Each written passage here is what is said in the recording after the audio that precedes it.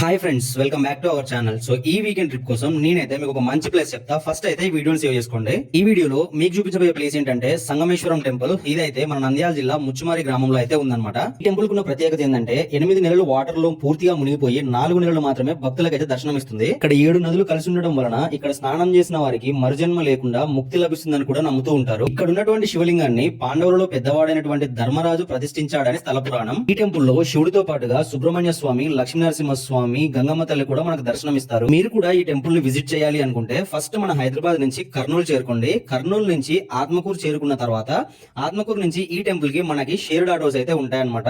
Bus కూడా ఉంటుంది, కానీ అది ఓన్లీ మార్నింగ్ అండ్ ఈవినింగ్ ఒకటే బస్సు ఉంటుంది. అందుకని అప్ అండ్ డౌన్ ఆటో మాట్లాడుకుని వెళ్ళడం మంచిది. ఇక్కడ మనకి దర్శనం ఇచ్చే శివలింగం వేపముద్దు శివలింగం అండ్ అందులోటి 4 నెలలు మాత్రమే దర్శనం ఇస్తుంది. సో కాబట్టి ఖచ్చితంగా వెళ్ళి మీరైతే దర్శించుకోండి. గురించి ఫుల్ వీడియో ఆల్రెడీ మన యూట్యూబ్ లో అప్లోడ్ చేశాను, అక్కడ నుంచి అయితే చెక్ చేయండి. అండ్ ఇలాంటి వీకెండ్ ట్రిప్స్ కోసం నన్ను అయితే ఫాలో అయిపోండి.